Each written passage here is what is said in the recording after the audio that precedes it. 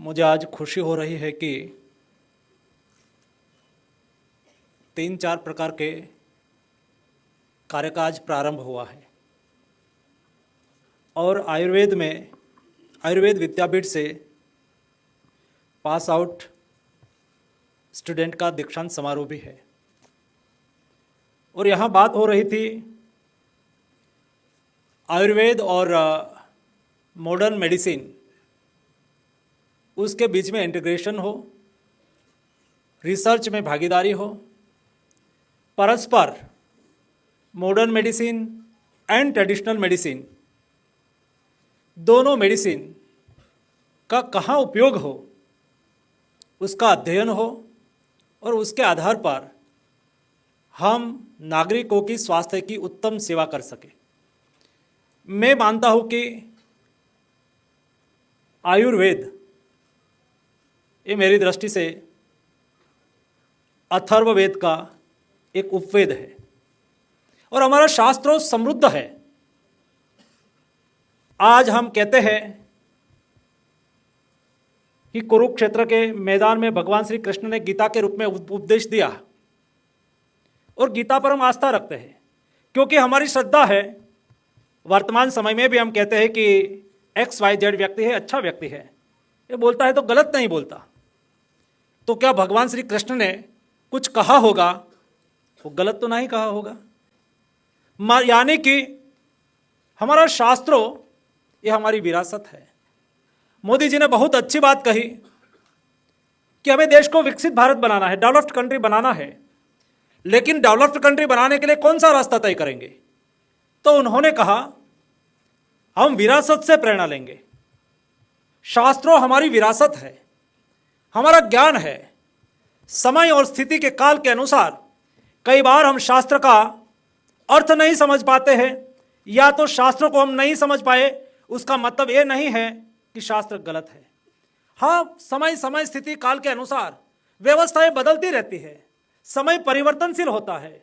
वर्तमान समय में मॉडर्न मेडिसिन का विश्वव्यापी बढ़ा है, उसका मतलब ये नहीं है कि हमारा ट्रेडिशनल ज्ञान कुछ कम है।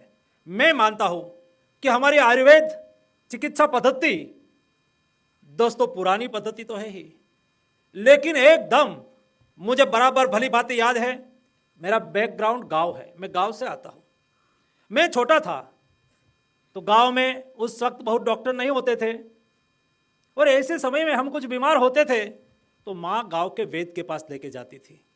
और वैद्य का नॉलेज देखो, हम आज कितना भी हमारे पास साधन हो, मेडिकल डिवाइस हो, अलग अलग टाइप की लेबोरेटरीज हो, हम निदान कर सकते हैं, लेकिन एक नाड़ी को पकड़ के हमारे वैद्य के पास कितना ज्ञान था दोस्तों।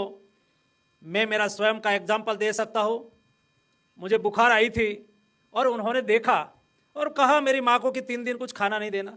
मैं छोटा था और मेरे खाने की इच्छा स्वाभाविक, बालक होते हैं तो होती है, तो मैंने कुछ मांगा होगा तो माँ ने मुझे खिला दिया। फिर बुखार उतरी नहीं, दूसरे दिन फिर माँ लेके गई तो डॉक्टर ने फिर से नाड़ी देखी, वैद्यराज ने फिर से नाड़ी देखी, खुशहाल दादा उसका नाम था, और उन्होंने मेरी माँ को कहा कि मैंने कहा था कुछ खिलाना नहीं, तो भी आपने खिला दिया। तो माँ गलत बोली, उन्होंने कहा मैंने कुछ नहीं खिलाया, और उन्होंने मेरी एक उंगली दबाई, कैसे दबाई पता नहीं, तुरंत ही मुझे वॉमिटिंग हुआ और खाया था वो निकाल दिया। दोस्तों ये हमारा ट्रेडिशनल साइंस है। साइंस सभी जगह पे है, हम उसको कैसे ढूंढे। और एक अच्छा रास्ता है ट्रेडिशनल मेडिसिन, मॉडर्न मेडिसिन, दोनों साथ में मिलकर रिसर्च करें, कौन कहाँ उपयोगी हो। हमारा शास्त्रों ने हमें सिखाया है संसार में सब कुछ उत्तम है, हमें ग्रहण करना है। मॉडर्न मेडिसिन में कोई उत्तम है, हमें ग्रहण करना है। हमारी ट्रेडिशनल मेडिसिन में कोई उत्तम है, हमें ग्रहण करना है। और ये सभी को लेके हमें हमारा ज्ञान बढ़ाना है। इस दिशा में मॉडर्न मेडिसिन यानी कि हेल्थ मिनिस्ट्री, वैसे तो हेल्थ मिनिस्ट्री और आयुष मिनिस्ट्री व्यवस्था की दृष्टि से अलग हो सकती है, लेकिन it is one part of health ministry. ये हेल्थ ही है, वो कभी अलग नहीं हो सकती, और इसलिए हमने इंटीग्रेशन करा है। मैं, मेरी मिनिस्ट्री आयुष और आयुष मिनिस्ट्री और ऑनरेबल मिनिस्टर, हम दोनों मिनिस्टर और मिनिस्टर के सीनियर ऑफिसर्स 2 महीने में डिटेल बैठते हैं, इश्यू आइडेंटिफाई करते हैं, कौन से विषय पर इंटीग्रेशन करने की आवश्यकता है, कौन से विषय पर डिस्कशन करने की आवश्यकता है, कौन सा डिसीजन जॉइंटली करना है, हम साथ में मिलकर डिसीजन करते हैं। आपने देखा होगा सालों तक एलोपैथिक डॉक्टर्स अपनी बात करते थे, आयुर्वेद डॉक्टर अपनी बात करते थे, होम्योपैथिक डॉक्टर अपनी बात करते थे, लेकिन सब लोग मिलकर हेल्थ की बात नहीं करते थे, वो अपनी ही बात करते थे। वो कौन सही है कौन गलत है, या तो कौन गलत है उसमें ना पड़े तो भी हम सही है, ये बात में ही उलझे रहते थे। और मैंने कई बार न्यूज में अखबार में देखा था एक दूसरी पैथी की डॉक्टर आलोचना करते थे, लेकिन पिछले 10 साल में मोदी गवर्नमेंट में हमने इतना तो अवश्य करा है, सब डॉक्टर एक दूसरे की पैथी का सम्मान करते हैं। आज हमारे एम्स के डायरेक्टर कहते हैं कि आइए हमारे यहाँ इंटीग्रेटिव मेडिसिन का एक डिपार्टमेंट चालू करिए। इतना ही नहीं, दोनों मिलकर होश से खुशी से हम दोनों मिनिस्टर को बुलाते हैं कि आइए हम यहाँ हमारे एम्स में, हमारी सफदरजंग अस्पताल में इंटीग्रेटिव मेडिसिन का एक डिपार्टमेंट चालू कर रहे हैं। सब भी एम्स में एक डिपार्टमेंट आयुष्य का है, ताकि कई काम, कई व्यवस्थाएं, कई चिकित्सा एलोपैथिक दृष्टि से अच्छी हो सकती है, तो कई में आयुर्वेद की आवश्यकता होती है। वेलनेस पर सबसे ज्यादा काम कौन करेगा? मैं मानता हूं कि ये आयुर्वेद में है, लेकिन हमारी आदत बनी है योग योगा होके आया तो हम योगा योगा करते हैं, ये हमारा है। वो योगा होके आ गया तो सुबह में उठते हैं, और आज फैशन मानी जाती है कि भाई कोई ऐसा कहते हैं सुबह में योगा करते हैं, तो कहते हैं हाँ हम तो सुबह में योगा करते हैं, तो फैशन मानी जाती है, अच्छा माना जाता है। एक बार साइकिल कोई चलाता है तो गरीब व्यक्ति का व्हीकल के रूप में माना जाता था। तो मैंने 10-12 साल पहले मैं पार्लियामेंट में आया तो मैंने सोचा कि उसको फैशन बनाने की आवश्यकता है। इस साइकिल को फैशन बना देंगे तो वेलनेस का उत्तम काम हो जाएगा, एक्सरसाइज भी हो जाएगी, पोल्यूशन का सोल्यूशन भी हो जाएगा, ट्रैफिक का सोल्यूशन भी हो जाएगा, और देश का हुडियामन भी बचेगा। तेल तो मैं बाहर से लाना पड़ता है, तो मैं साइकिल लेके आता था, तो कई मंत्री भी साइकिल, कई सांसद भी साइकिल लेके आने लगे, तो धीरे धीरे धीरे फैशन बनने लगी। आज साइकिल चलाना, कोई कहता है कि एक्स व्यक्ति साइकिलिंग करता है, मैं कोई भी स्टेट, देश के कोई भी सिटी में जाता हूं तो हमने एक बहुत बड़ा साइकिलिंग वालों का ग्रुप बनाया है।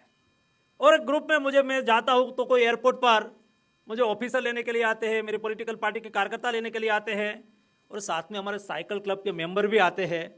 और साइकिल क्लब के मेंबर कई बार साइकिल लेके आ जाते हैं, तो एयरपोर्ट पर लोग चर्चा करते हैं ये मंत्री साइकिल चलाता है। तो मंत्री साइकिल चलाने लगा तो फैशन बन गई। फैशन, जब कोई हमारी ट्रेडिशनल व्यवस्था है, हमारा पिताजी भी साइकिल चलाते थे, उस वक्त फैशन मानी जाती थी। आज से 100 साल पहले, 100 साल के बीच में 4 व्हील आया, 2 व्हील आया, तो फैशन चली गई और गरीब का व्हीकल बन गया। फिर आज फैशन के रूप में आया है, फैशन के रूप में आए तो फैशन के रूप में, लेकिन हमारा साइंस वहां पर है। Traditional medicine, Ayurvedic medicine, Ayurvedic चिकित्सा पद्धति, दोस्तों मान के चलो आने वाले दिनों में फैशन के रूप में आ रहा है। जो आज स्टूडेंट यहां से दीक्षा लेके जा रहे हैं, मैं मानता हूं कि आपका भविष्य बहुत उजला है, बहुत अच्छा है। मैं इसलिए कहता हूं, समय बदल चुका है। एक समय होता है जब व्यक्ति के पास संपत्ति नहीं होती है तो संपत्ति कमाने के लिए प्रयास करता है। एवरेज समाज के साथ संपत्ति आ जाती है तो बाद में वो सोचेंगे कि उनकी संतति अच्छी हो, उन्होंने कमाई की है उसको संभाल के रखे। संतति भी अच्छी हो गई, संपत्ति भी आ गई, बाद में वो सोचेंगे उसका सम्मान कैसे बढ़े, उसकी कीर्ति कैसे बढ़े, उसके लिए भी प्रयास करते हैं। ये तीनों चीज आ गई, बाद में वो क्या करेंगे? वो अच्छा जीवन जीने की कोशिश करेंगे दोस्तों। और अच्छा जीवन जीना है, निरोगी रहना है, स्वस्थ जीवन जीना है, तो 2 रास्ता पे आगे बढ़ेंगे। वो केमिकल से दूर भागेगा, बेस्ट एनवायरनमेंट की ओर आगे बढ़ेगा। आने वाले दिन मुझे गांव का दिन लग रहा है। ग्राम्य संस्कृति फिर से फैशन के रूप में आने वाली है। उस वक्त कहेंगे आप कहां रहते हो, तो फिर कहेंगे वो गांव में रहते हैं। मनसुख मांडविया मिनिस्टर है लेकिन वो अपने क्षेत्र में गांव में रहते हैं, तो वो फैशन मानी जाएगी कि गांव में रहते हैं। फिर लोग ये फैशन को फॉलो करेंगे और गांव में रहने के लिए जाएंगे स्वस्थ शुद्ध हवा के लिए। और वहां क्या करेंगे? तो वहां नेचुरोपैथी सेंटर है, आयुर्वेदा सेंटर है, वहां पंचकर्म होता है। वहां पर कई लोगों ने फैमिली डॉक्टर के लिए, एक प्रोफेशनल फैमिली डॉक्टर्स महीने में 5 लाख का, प्रतिवर्ष 5 लाख का, 10 लाख का, 20 लाख का पैकेज लेके ये कहेंगे कि मैं तो केवल 20 फैमिली को ही देखता हूं। 20 फैमिली की हेल्थ को एश्योर करने के लिए मुझे पैकेज दिया गया है। तो 20 फैमिली 5-5 लाख रुपया देगी तो भी 1 करोड़ रुपया की प्रति वर्ष इनकम होगी। दोस्तों, मुझे जो दिखाई दे रहा है ये मैं बोल रहा हूं। और जैसे जैसे कोई व्यक्ति एक रूम में बैठा होता है तो उसको 4 दीवार दिखती है, लेकिन 7 मंजिले के टेरेस पर चला जाता है उसको 7 गांव दिखाई देता है। मैं दुनिया के 53 कंट्री में गया हूं। मैंने यूनाइटेड नेशन की जनरल असेंबली को एड्रेस किया है। मैं वर्ल्ड इकोनॉमिक फोरम में भारत का प्रतिनिधित्व करा है और वर्ल्ड हेल्थ असेंबली में एज ए हेल्थ मिनिस्टर में जाके आता हूं। और उससे मेरा जो एक्सपोजर बना है और भारतीय जीवन पद्धति को मैं समझा हूं और जिस तरह से देश बदल रहा है, देश आगे बढ़ रहा है और नया भारत का निर्माण हो रहा है, ये नया भारत में आपका भविष्य मुझे उत्तम दिखाई दे रहा है। इंटीग्रेटिव मेडिसिन का समय आ रहा है। सब चिकित्सा पद्धति साथ में मिलकर परस्पर जहां जिसकी लिमिटेशन पूरी होती है, कई बार दूसरी मेडिसिन सिस्टम की शुरुआत होती है।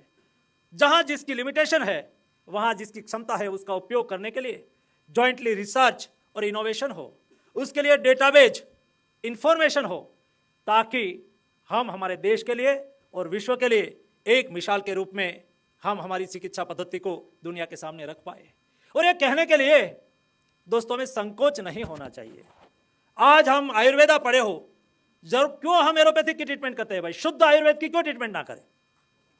हमें कॉन्फिडेंस बिल्ड होना चाहिए, हमें गौरव होना चाहिए। मुझे थोड़े दिन पहले पार्लियामेंट सेशन में एक सम्मानीय सांसद जी ने खड़ा होके एक क्वेश्चन कर दिया कि भाई आपने नेशनल मेडिकल कमीशन के लोगों में धन्वंतरी का फोटो रख दिया।